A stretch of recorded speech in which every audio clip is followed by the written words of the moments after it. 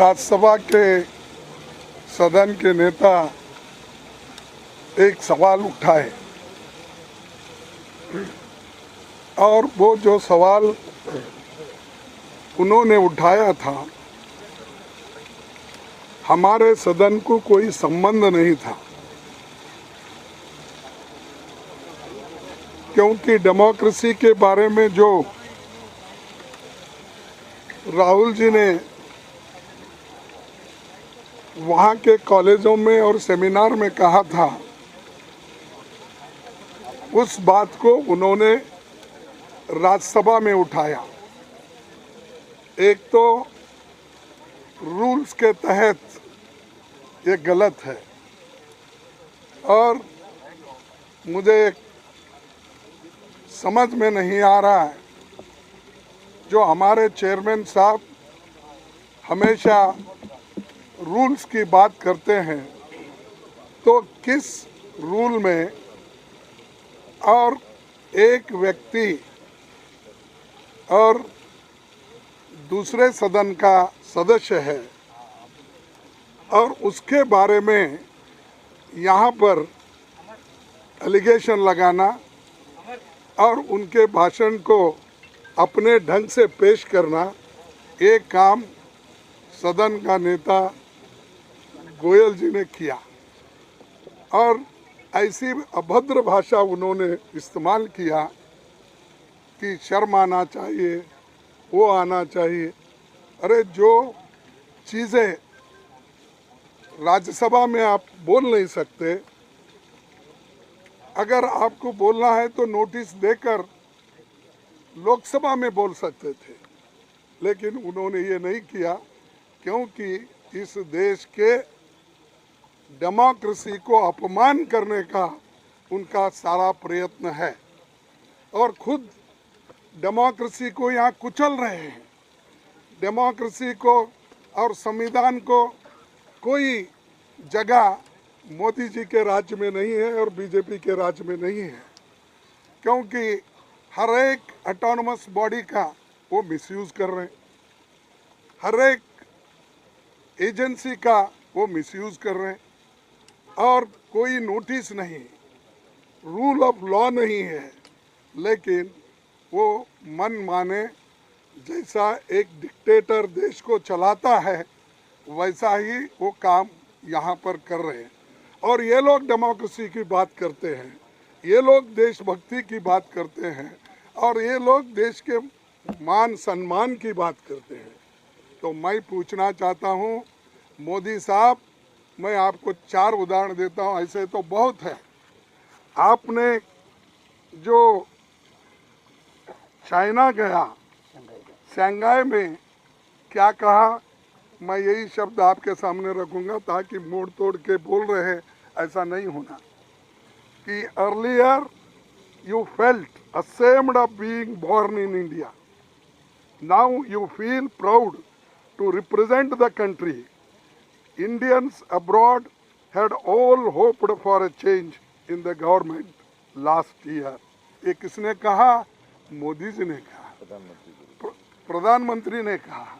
और प्रधानमंत्री ये कहते हैं देश की मर्यादा चले गई अगर डेमोक्रेसी और कॉन्स्टिट्यूशन पे अगर बात करते हैं किसी कॉलेज में, किसी सेमिनार में, तो आप उनको टोकते हैं और हम देशद्रोही बनते हैं। ये देशभक्त वहाँ जाकर ये बात उन्होंने कही। फिर उसके बाद साउथ कोरिया में उन्होंने क्या कहा?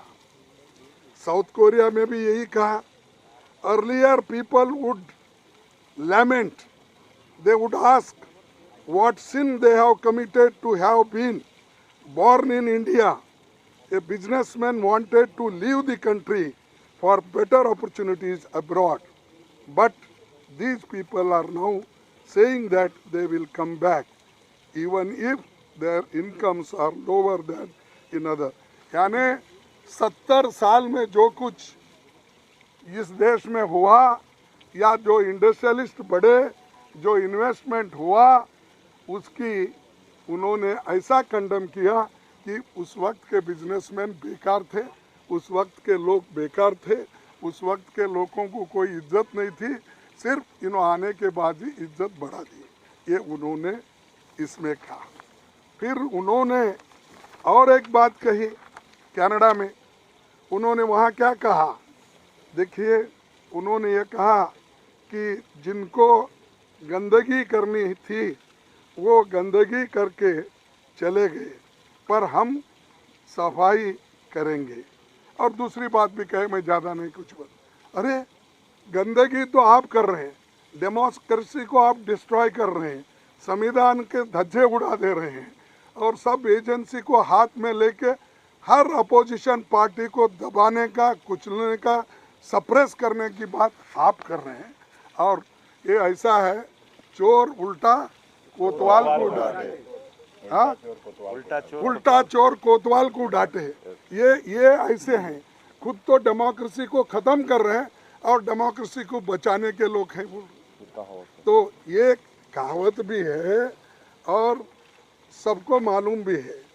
और एक बात, जो यूएई में गए, वह यूएई में मोदी जी क्या बोले, देखो पहले की गवर्नमेंट लेथार्जी थी और वो काम नहीं कर सके, तो हम और प्रायोरिटी बेसिस पे, यानी और भी बहुत से हैं जो अभी परसों कल कर्नाटक में कुछ दूसरे जगह में, जो इंसान, जो व्यक्ति इस देश का प्रथम नागरिक है या प्राइम मिनिस्टर है, अगर वो जाके बाहर ये सब बातें बोल सकते हैं, अगर राहुल जी जाकर वहाँ पर सेमिनार में, डिबेट में अगर बात कहे तो अपराध हो जाता है।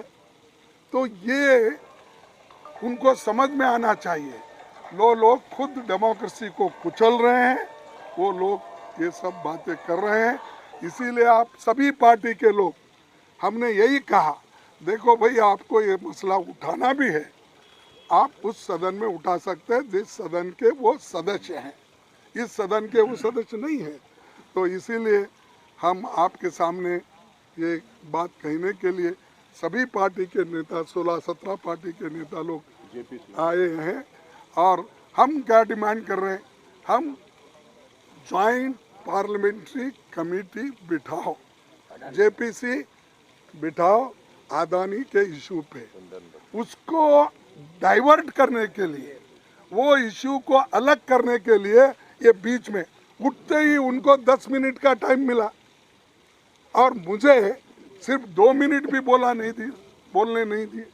यानी ये क्या है, मैं किसी की कमजोरी नहीं बोल रहा हूँ, ये क्यों ऐसा डिस्क्रिमिनेशन हो रहा है।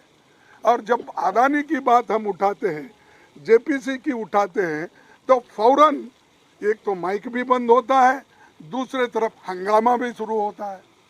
ये जो है, इसके लिए आज भी हम जेपीसी डिमांड कर रहे हैं, सब मिलके इसके लिए एक हैं और हम लड़ेंगे इसके लिए।